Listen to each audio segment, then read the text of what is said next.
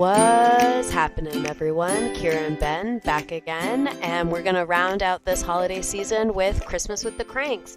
Now, Ben, you had suggested this film, so tell me a little bit about your history with it. So I really like Tim Allen, and I actually love the movie. I thought it was really funny. It's really down to earth, very homey. I thought it was really good, well done. The script was funny. Cheech Marion's in it. You gotta love anything with Cheech Marion. So it was good. Yeah, and it's based off of a book called Skipping Christmas, but they changed the name to Christmas with the Cranks for the film. And I think it's so funny because the amount of times that they use skipping Christmas, like Tim Allen, I think, says it maybe like 10 times. And the movie's like an hour and a half. And I was like, we get it. You're skipping Christmas. But it's very funny. It has a huge cast, as Ben was saying, Tim Allen, Cheech Marin, but also Jamie Lee Curtis, Dan Aykroyd. And I was like, I had seen this movie before in the past, and I had kind of not revisited it in a while. So I was really excited to see all those names again. And like you said, it's very cute. It's very homey. And I think it's a good way to end the holiday season because it kind of talks about what we were talking a little bit about in our previous episodes, talking about like the Grinch and like, what does Christmas mean to you? What is the holiday spirit? What's all this? And I think this movie kind of wraps it up in a way that's really nice. Yeah, I agree. I think one of the things also is it shows like the growth of a child and how they grow out of Christmas. At least we believe they grow out of Christmas to be with the family, and then the family still wanting to hold on to it, but then the family's like, well, you know what? She's not going to be here. Let's not hold on to it. But then all of a sudden they have to hold on to it again.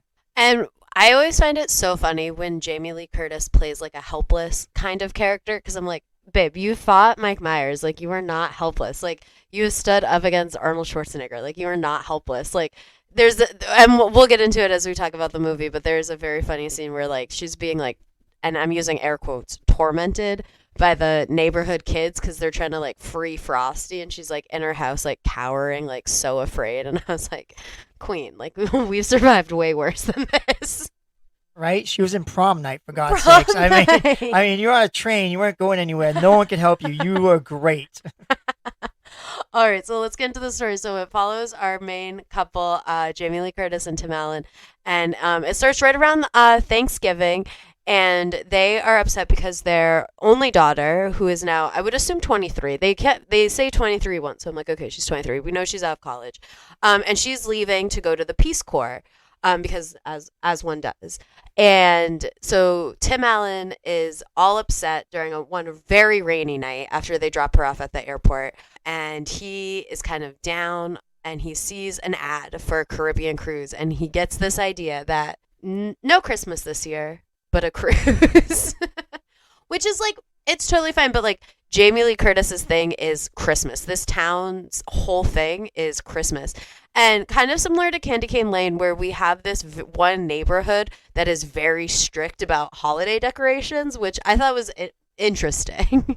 Yeah, it was kind of crazy. Like, they're like basically fanatics about Christmas decorations. I was like, good God, man, leave these people alone. If they don't want to celebrate Christmas, leave them alone. Stop harassing them. Stop sitting out in front of their house screaming, free Frosty. Stop calling them on the phone, you freaking psychos.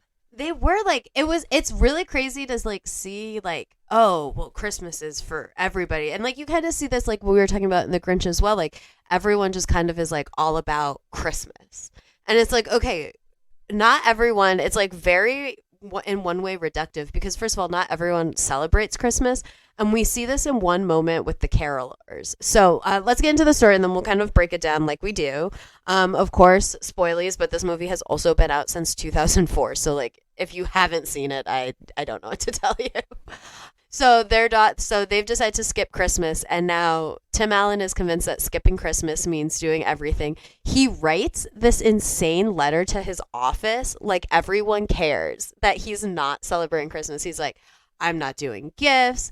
I'm not having a Christmas party. I'm not going to the Christmas party. There will be no decorations. He's really kind of just like rejecting Christmas. And I think, and like the movie kind of implies he's rejecting Christmas because his daughter's not going to be there, right? So he's like kind of sad and like alone and like, but what he does and what he doesn't understand and what he misses is that Christmas brings everyone together. And this is like part of the story, but he's rejecting Christmas. Everyone is going up in arms. Jamie Lee Curtis now has to start rejecting Christmas in ways that she doesn't want to. Like she still wants to buy the Christmas tree to support the Boy Scouts. And they don't support the cops in their calendar, and she doesn't buy the Christmas cards, and she's not buying the hams, and she's not doing all the things that she used to do. But they spend so much money on Christmas that by spending 3 grand on this cruise, they'd actually be saving money. Yeah, I mean, there's a point where he actually says, "Look, we by not doing what we normally do, we'll save $6,000." And her eyes pop out, and she's like, "What?" He's like, "Yeah, I mean,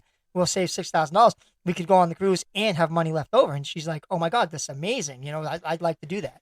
And I think it's interesting because they touch on this briefly, right? And then they never bring it up again. And it's like you could have made a really great point about like the capitalism of the holiday and how it's turned. And like if you believe like, or kind of like are trying to find good in Tim Allen right now, it kind of feels like, okay, look, you can reject the commercialism of Christmas, and you can reject the mass amounts of money, and you can reject all these things and still celebrate like the family. But what he's doing is just rejecting all of it. And it doesn't really come back around to talk about this, which is so interesting that they bring it up as like such a big point.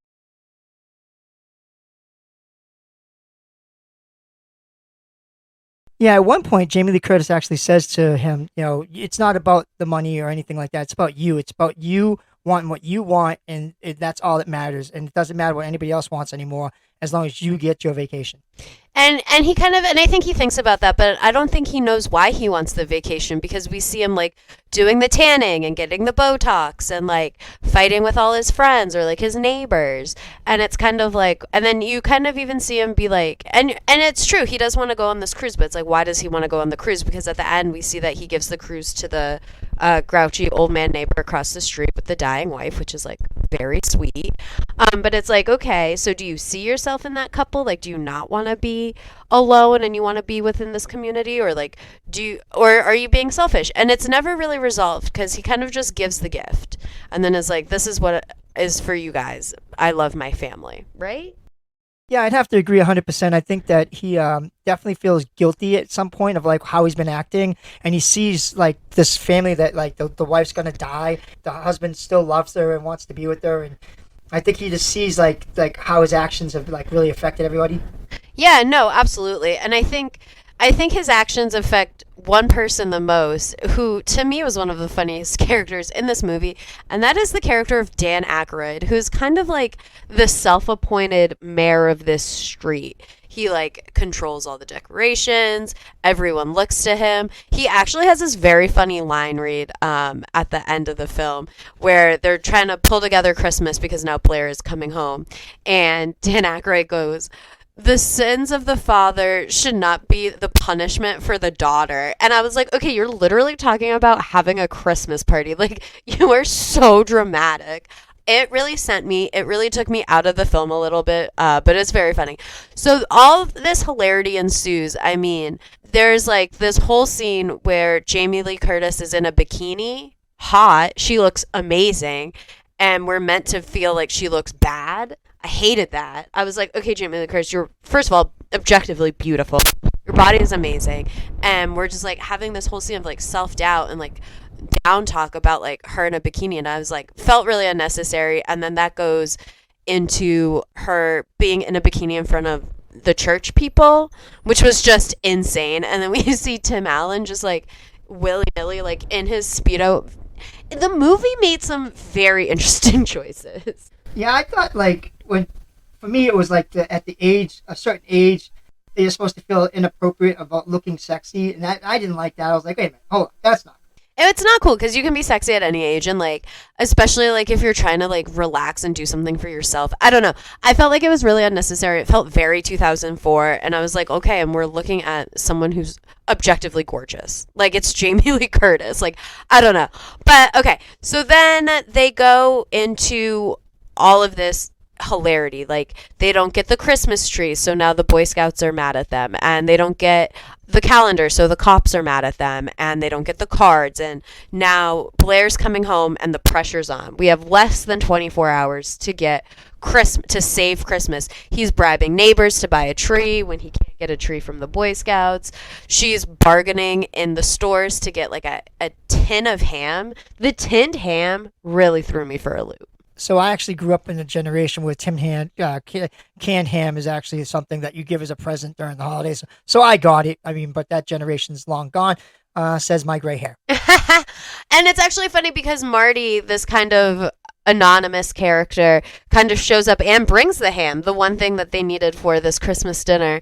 So I thought he was interesting, and we'll talk about the character of Marty at the end, kind of just like showed up and then kind of left. And I think it's interesting when movies that are so based in realism have moments like this that aren't based in realism. And it's like, okay, like, who is this for? Because this movie is marketed for adults. Like, are you trying to, I don't know. But we're going to get into that later. So back to the whole idea of skipping Christmas. I talked to my sisters a lot about this, and then of course we ended up not skipping Christmas, but not even skipping Christmas. We still decorated, but we had this very big discussion about how we were actually not going to do gifts this year for everybody. Obviously, that is not true. We ended up buying gifts for everybody, but it was very interesting because and when my sister brought it up, she was feeling very like anti-capitalistic, very much like, we should not be supporting the capitalism of the holidays, but the like sentimentality of it.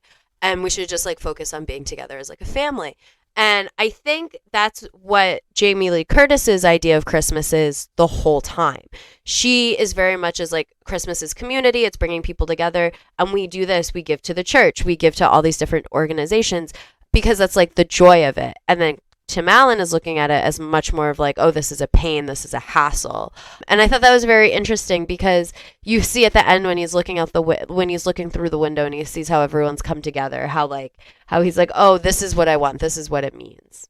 Yeah, I think like in his mind, like you take out the key factor of the Christmas, which is his daughter, and then it has no meaning to him. He's like, oh, well, she's not here, so why should I celebrate this? Because it has no meaning without her. Absolutely. And I think it's so interesting, too, that she okay, so let's talk about Blair and the story of Blair for a few minutes because her story is insane. And I get it's like drama because we have to bring her home, right? We have to skip and then save Christmas.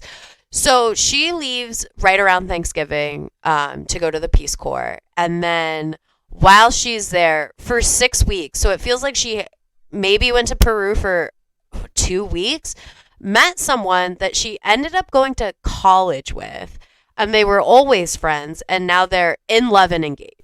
Total setup. They were going down to the shack. Yeah, and I think Tim Allen does say that at one point, right? Isn't he like, this is the guy you went to shack up with in Peru? Yeah, he totally catches it. He knows exactly what happened. And I just thought it was so funny. And so now she's like bringing him back for this like classic, traditional, what Christmas is. It's a big part. It's the New Year's Eve party or the Christmas Eve party, and it's the ham and it's the pie that she like, and then like Jamie Lee Curtis forgets the pie, and like it's so funny because it's like, I don't know, it's like, did you care about Christmas if you just were like running away to be with a guy? Yeah, I don't think Blair actually cared about Christmas. I think she just wanted to be with this guy, and she wanted, this was an opportunity for her to do it, so she took it. And, that now she wants the parents to drop everything they're doing and have a Christmas for her. She's like, is it okay? No, it's not okay. You went to Peru. Well, but also, like, she didn't know. She, like, how is she to assume, like, I feel like parents have this whole life before kids, right? And then kids come and change their lives a little bit. But then kids leave, and then they still have this, like, whole life. So, like, I don't think it's arrogant for her to assume that, like, they would stop doing Christmas. But I also feel like if they, like, of course you'll do anything to please your kids. Like, I'm saying this as a child and not, like, as a parent. But I just thought it was very funny how she wasn't like, oh, like, what are your plans? Like, are you doing anything different since I'm not there? She was just like, I'm coming home. Like, I can't wait to see the party. And, like, just, like, I think it's funny how we think that life just, like, will pick up and stop when we're not there. I don't know. I don't know. Blair was an interesting character to me. A little underdeveloped, but she was just a catalyst for the film, not really a person. Yeah, she's quick in, quick out. I mean, she's, she's the daughter. They love her with all their heart. And, they're going to do anything they can to make her happy. But, that's about the basis of Blair. And then when she calls and says, I'm coming home, like, everything gets disrupted. And that's the premise of the movie is, like, she disrupted their plans to skip Christmas. Exactly. And then I think it's so funny. So to save Christmas, the whole town comes together, or at least the whole street comes together to throw together this beautiful Christmas party, to decorate the house. There's a whole incident where he's like taking his friend's Christmas tree. He's enlisted the help of a child in the street who's actually Dewey from Malcolm in the Middle. Do not know the actor's name, but it is Dewey from Malcolm in the Middle. And he plays the same character, I literally was like, oh, it's Dewey. Don't even remember his name, but it's Dewey. Actually, I think his name was Spike, which I was like, it's the same name. And I thought he was really funny. The way that he just kind of inserted himself everywhere, like, especially when he's like on the comms with the police.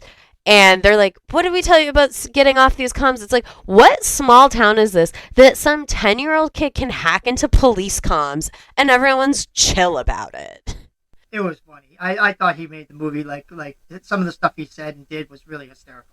It was. And like, and then you kind of see how like the hopefulness of children when he gets played by the criminal that they arrest, and then the guy starts like robbing the house, and then Santa saves them. Okay, so now now we've come full circle, and let's talk about the character of Marty.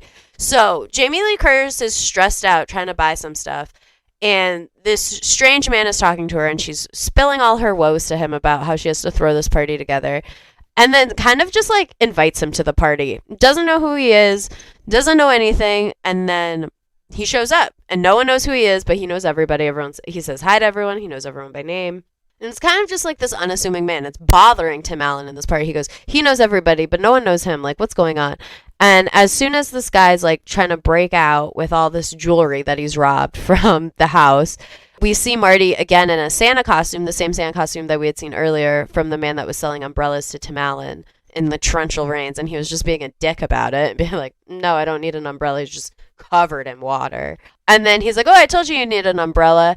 And then he kind of makes some comments like, is he Santa? He brings the ham for Jamie Lee Curtis, and the one thing she needed that she couldn't find anywhere. It's like, and then he kind of makes a joke like, oh, Santa always works Christmas Eve. And then he drives away in his like little VW bug. So cute. And then the movie ends, and we see that same VW bug being carried by 8 reindeer. Yeah, it kind of gives the impression that he was Santa Claus all along, and that he kind of set everything up for like this situation for this family. Exactly. So Tim Allen could like learn a lesson, right, about the meaning of Christmas. But at the same point, it's like this movie is so set in realism that to have this like magical element like Santa feels completely out of left field. Yeah, but it's basically one of those movies where you can't take it for like like to be like a serious movie. It was meant to be comical, like have little like spins in it, So what other spin could you have than actual Santa coming there teaching you the lesson about Christmas? That's very true. That's very true because yeah, that's true. Okay. But I did like the character of Marty. I did think he was funny, and I did like when he like hit the guy upside the head with the umbrella. I thought that was silly. But yeah, and the movie's good. The movie's good. It's very cute, quick watch, very silly. Jamie Lee Curtis is I would say she's actually very funny. I like her as an actress, and I felt like she does such a good job in anything she's in. Same with Tim Allen. I will say I don't watch as much Tim Allen as it sounds like you do, but it's very fun. Dan Aykroyd to me though was really like the most hilarious part of the movie. Yeah, he was funny as the like dominating neighbor. I thought he was great. And also, there's a part with Marty I wanted to bring up where he starts singing with the fiance, and it reminded me of Miracle on 34th Street when the little boy speaks a foreign language, and then the Santa sits down and starts singing the song with him. So that reminded me of like totally Miracle on 34th Street and like identifying him as Santa, knowing all these different languages. And I totally see that because that's like supposed to be like part of the magic of Santa is that he can speak to anybody. And I, you know what? I kind of blew past that scene in this movie because I was like, I don't know. I was like, oh yeah, they're singing now. But I do see that does really cement him as Santa. The same kind of logic is in, did you ever see that movie Noelle on Disney with Anna Kendrick? No, we spoke about it, but I have not seen it. Oh, similar thing. She can speak to any child because Santa can speak to any child, and she's a descendant of Santa. It's cute. It's cute. I saw it once. It's cute. Watch it if you guys want. But I like that is like lore that is Santa's universal, and Santa is for everyone, no matter what language you speak. Yeah, I gotta say, like I said, I liked the movie. I thought it was really well done. It's very like family oriented. It's cute. It has a lot of funny parts, especially when like Jamie Lee Curtis is chasing the ham down the road and it gets smushed by the truck. And she's like, no! Okay, that part was actually very funny because I was like, babe, you're chasing a thing of tinned ham. Like, I feel like we could just go to any other grocery store. And that's the other thing. What city is it set in? Because it's set in a city, because we see Tim Allen working in the big city. What city is it set in that they have one grocery store and the only thing this grocery store sells is tinned ham? Don't knock Tim Ham. I'm not knocking tinned ham. I'm just saying, like, you want to make a hickory honey ham. I feel like there's a zillion other ways besides this one oblong tin of it. Yeah, it's supposed to be like nostalgic. Like I said, I grew up with these hams, so like I know what they were talking about. Like I actually had a conversation with someone, and I said, "Yeah, we used to give hams at Christmas," and they're like, "What are you talking about? That's stupid." I'm like, "Well, back then it was like what you did. You brought it in, you gave it to the person, and it was easy to make. They just cut it. They didn't have to do anything. It was a gesture of kindness." Which makes sense, and I do love a good gesture of kindness, and I do appreciate all the sentiment that goes along with that. It's just really the tinned ham. It felt very like spammy, and then you look at the ham on the table, and it does not look like, it is not the same shape from the tin. So I was like, all right, guys, we're going to make a big old deal about this tinned ham, and then we're going to have a fully formed ham. Crazy. Literally crazy. It was a miracle of Christmas. The ham. The miracle shape-shifting ham. Oh, my goodness. But Jamie Lee Curtis in that scene was very funny when the woman, like, knocks her over to, like, get the ham. Crazy. Like, this tinned ham, unlike, it must be the best ham in the world. And then she goes to more than one grocery store because we see Chip's small specialty market, and we know there's a butcher there. But then we see her in a much bigger, commercialized, almost like a market basket type market. And it's like, okay, maybe you could go to Chip and talk to the butcher because he knows everything and you guys seem like best friends and he can help you get this ham. I don't know why I'm harping on the ham as such a plot point. I think it's because they made it such a plot point and then it didn't make any sense. Again, it's just supposed to be nostalgic and like something to laugh at because like nowadays no one buys these honey hams. So it's not something that people are like, oh my God, I still got to get honey ham. No one even knows what they are anymore. No, I know what honey baked ham is because it's a store. I've seen that, but I don't think they come in tins. But it's a very fun movie. It kind of did make me want to read the book because I feel like the book would obviously, as books do, explain a lot more than like what we're seeing in the film. Maybe a lot more about like Tim Allen, maybe a little bit more about Blair. I would say like all the characters are pretty one note except for Jamie Lee Curtis. I feel like she really is the heart of the movie because like you see her really like trying to hold like her place in the town together, her place within her family together, trying to assert herself with her husband. One of my favorite parts is when she's like, we're doing Christmas, I gotta put on my vest, and she puts on like this insane Christmas vest, and I was like, Queen, you are the mother of Christmas, like let's go. Yeah, there was a bunch of parts that I thought were really funny. Like when they finally get Frosty up on the roof and the guy gets stuck up there and he's like, I've been here this whole time. They took the ladder down. And he's like frozen solid. And he's like, oh my God, let me get you down from out of there. Like there's just little parts like Cheech Marion when they actually like have to stall to not bring her home because they're not ready yet. And then the burglar like gets in. And he's like, oh, go get him. And he has no intention of chasing him. He has his partner chase him down. I thought that part was so funny too because his partner was like, oh, I'm gonna like pretend like this is real, I'm gonna like put my hand on my gun and everything, and he's like, all right, Terminator. Like I would love to know like what town they live in because like it's small enough where the cops have a calendar but then also big enough that they're near a city. It's just all very crazy. I don't know, it's very funny though, it's very silly. Cheech Marin, as Ben was saying, is very funny in it. He's funny in everything he's in. I don't know. It is a good cast of characters, and it did remind me a lot of Candy Cane Lane. Not in the sense of, like, story-wise, but, like, what does Christmas mean to you? And the pressures of small towns and roads? I don't know. Yeah, like, what I was saying is, like, for me, it shows, like, the fact that Christmas lost its luster. Like, we rush Christmas now. Like, basically, in September, there was Christmas stuff out to buy. And like for me it takes away from Christmas because it just feels forced. You're like automatically you're like right now it's what, January, and we have Valentine's Day stuff out. It's just everything's so rushed now that you can't savor it. You can't enjoy it. It's just so quick now. It is, and I think that is capitalism because everyone's just trying to make money and like That's not what the holidays is about. The holidays can be about anything you want, but like the overarching themes is like it is about family and love and like connection and being with the people that are gifts to you. Because that's what it is. Because like human friendship and love, that's a gift. Not everyone has that. So that's what we should be celebrating and cherishing, not these materialistic things. But I do want to talk about the carolers because that caroler scene was very funny. So everyone is mad at the Kranks for being, should I say, cranky and skipping Christmas. And so the neighbors that we were talking about, Walt and Bev, they said that there's a caravan of carolers that come, and they send them to the Crank's house to kind of annoy them because now everyone's just lashing out at them. And they see that the carolers see that there's no lights on the house, and they ask all these questions like, oh, do they celebrate Christmas? Are they Jewish? Are they Buddhist? Like, there's no decorations. We don't want to be a bother. Like, they're actually, it's the only time that it's like respected. Like, looking at them is like respected. Not this kind of like automatic assumption, like, oh, they're here living in this town on this street. Like, they have to celebrate Christmas. It's actually kind of the only time the film recognizes that Christmas isn't universal, which I thought was very interesting. Yeah, it was because like all through the whole movie, they're like, you have to celebrate Christmas, you have to celebrate Christmas, you have to celebrate Christmas, and then they're sitting there and they're like, well, you don't have to celebrate Christmas. And from like carolers, from like people who like, it's like their actual literal job to celebrate Christmas.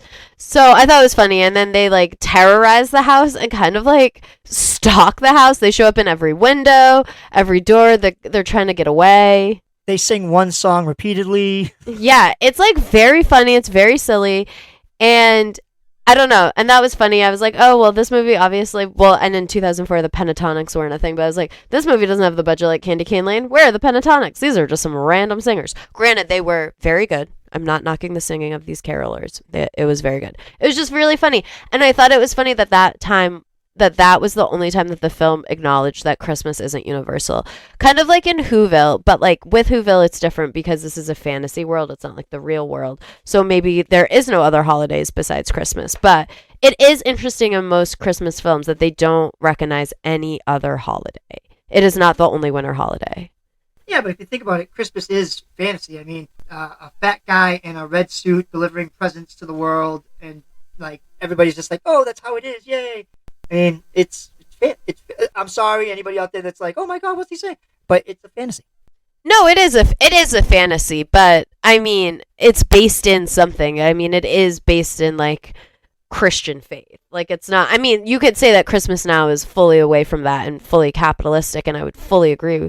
I mean, Saint Nick was a Christian saint. Have you seen The Holdovers? I love The Holdovers. Especially when he's at the bar and he says, listen, you're dressed wrong. If you were truly St. Nicholas, you'd be in robes and sandals. I thought that was hysterical. First of all, let's get on this tangent. Please, everybody, go see The Holdovers.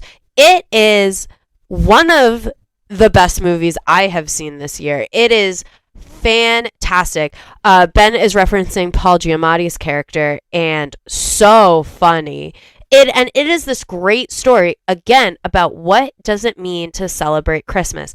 And it does it in the most unpretentious way. And it really does show that it's about friendship. And please, please, please, everybody go see The Holdovers. Please. Definitely thumbs up. Oh my God. The better Christmas movie. If I knew you had seen it, we would have been covering that. Well, maybe we'll cover it later because it is fantastic. I do hope we are right around Oscar season, award season. Everything's about to get announced. I do hope that script or that film does get nominated because there are some phenomenal performances. The number one that comes to my mind is the woman who played the cook. Tragic story. To the point where her acting was so good, spoilies, I thought she did lose a kid. Like, her acting was insane. That kitchen scene, insane. 100% agree. I thought it was a great movie. Phenomenal. Absolutely. One of the best Christmas movies I have seen in an incredibly long time. Tonally, very different from Christmas with the Kranks. Christmas with the Kranks is very silly, very fun, very, very lighthearted. The Holdovers is not. No, it's got some tragic aspects to it, but it is really worth watching. Oh, absolutely. Please watch it. I believe it's on Peacock now. Yes, it is. Oh ho ho! Maybe we should be sponsored by Peacock. No, I'm just kidding. I'm just kidding. But yes, so Christmas with the Cranks is rounding out our holiday season. Thank you guys for listening. Ben and I, we are only human, but we do try to push out and record as much as possible for you guys. We do it for you. We love the community that we're building. We love that you guys are still listening. We love that we have, I don't know how many suggestions we have that we have to go through. But we're really excited to still do this. We're really excited that you guys are still part of it with us. And all I can say is thank you. Thank you, thank you, thank you. Make sure you hit that follow button. Subscribe to us. Like I gotta be part of the family. You gotta hit that subscribe button so we know who you are. And then when we do contests and fun stuff, you'll be a part of it. So hit that subscribe. Exactly. And we have some fun episodes coming up. We're going to try to work through this list as much as possible. Like I said, if we were aliens, it would be better. We would be able, or AI, we would just be able to consume everything. And unfortunately, we cannot. But thank you guys for listening. Thank you for supporting. And catch us next time on Woz Happening.